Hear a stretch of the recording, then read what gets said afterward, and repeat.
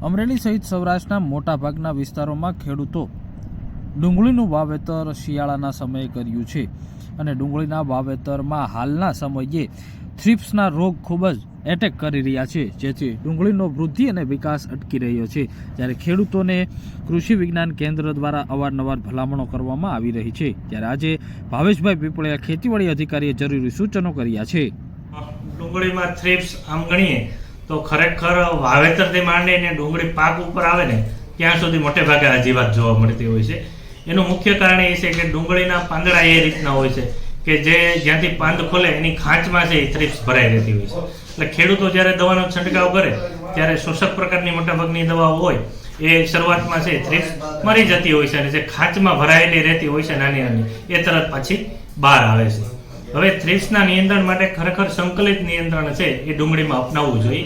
સંકલિત નિયંત્રણ એટલે કે માત્ર કોઈ એક દવા ઉપર આધાર ન રાખતા, ફક્ત કેમિકલ ઉપર આધાર ન રાખતા, એમની સાથે છે એ નીમ ઓઇલ એટલે કે લીંબોળીનું જે તેલ આવે છે જો એ નાખવામાં આવે તો પણ છે થોડુંક સારું રિઝલ્ટ મળે છે। અને બીજું કે જૈવિક બિવેરિયા બેઝિયાના જે જૈવિક ફૂગના જંતુનાશક કહી શકાય કે એક પ્રકારની ફૂગ છે જે જીવાતને ખાવાનું કામ કરે છે એમ કહેવાય।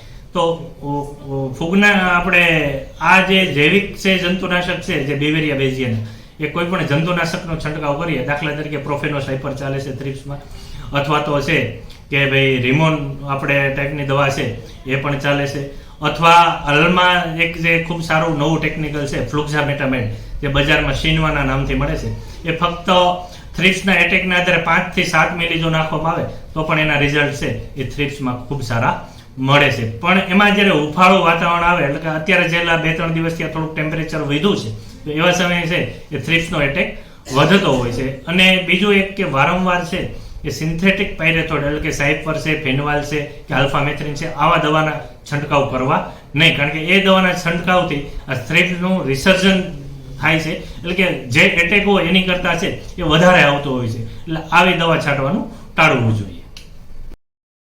અમરેલી સહિત સૌરાષ્ટ્રના મોટાભાગના વિસ્તારોની અંદર ખેડૂતો ડુંગળીનું વાવેતર કર્યું છે। થ્રિપ્સનો રોગ આવતા ખેડૂતો મુશ્કેલીમાં મુકાયા છે।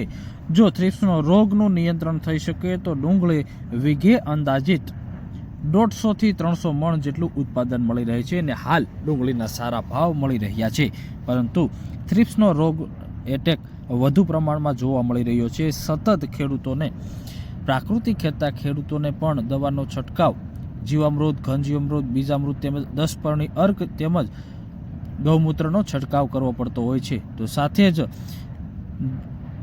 રોગ નિયંત્રણ માટે કેમિકલ યુક્ત દવાનો પણ અનેક લોકો છંટકાવ કરી રહ્યા છે અને પાકને બચાવી રહ્યા છે।